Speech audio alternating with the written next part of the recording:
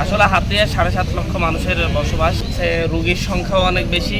৫ই আগস্টের পর থেকে হসপিটালের কিছু সেবার উন্নতি করছে।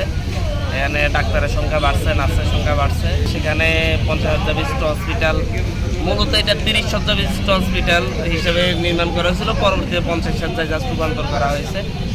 এখানে অবকাঠামো খুবই দুর্বল। কেমন দেখলেন এবং হাতিয়া মানুষের স্বাস্থ্যসেবার জন্য আরও কী করণীয় আছে এই বিষয়ে আপনার মন্তব্য করছেন? হসপিটালটা হচ্ছে ৫ই আগস্টের পর থেকে হসপিটালের কিছু সেবার উন্নতি করছে। এখানে ডাক্তারের সংখ্যা বাড়ছে, নার্সের সংখ্যা বাড়ছে। আসলে হাতিয়ায় ৭.৫ লক্ষ মানুষের বসবাস, সেখানে ৫০,০০০ বিশিষ্ট হসপিটাল, মূলত এটা ৩০ শয্যা বিশিষ্ট হসপিটাল হিসেবে নির্মাণ করা হয়েছিল, পরবর্তীতে ৫০ শয্যায় জাস্ট রূপান্তর করা হয়েছে। এখানে অবকাঠামো খুবই দুর্বল, আর হচ্ছে রোগীর সংখ্যাও অনেক বেশি।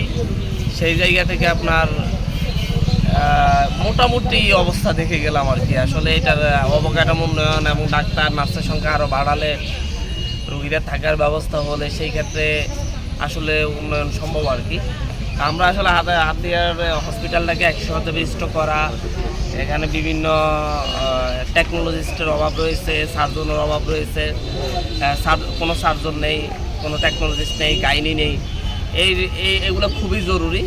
তো আমাকে ইয়ে থেকে দিলেন উনি টিএস কী কী প্রয়োজন এগুলো দিলেন, এগুলো নিয়ে কথা বলবো যাতে করে এই সংকটগুলো আমাদের পূরণ হয়। আমি কিছুটা অপরিচ্ছন্ন অবস্থা দেখছি, তারপরও এগুলো পরিষ্কার পরিচ্ছন্ন রাখার জন্য বলছি। আমি আসলে বেশি চাপও দিতে চাই না, কারণ হচ্ছে সংকটের অনেক কিছুই আমি বাস্তবতা জানি। বাস্তবতা উপলব্ধি করে শুধু পুকুরি কথাবার্তা বললে তো হবে না। এখন থেকে দায়িত্ব আমারও যে হসপিটালটা যেন ভালোভাবে চলে।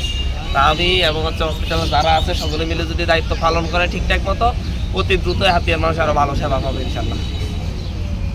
আপনার এরকম যে হঠাৎ করে আসার এই অভিযানটা সব দপ্তরে অব্যাহত থাকবে কিনা?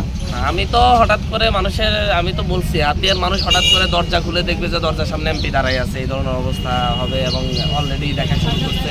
পাশাপাশি প্রত্যেকটা দপ্তরের লোকজনও দেখবে যে হঠাৎ করে অফিস খোলার আগে গিয়ে দেখবে যে এমপি সাহেব বসে আছে।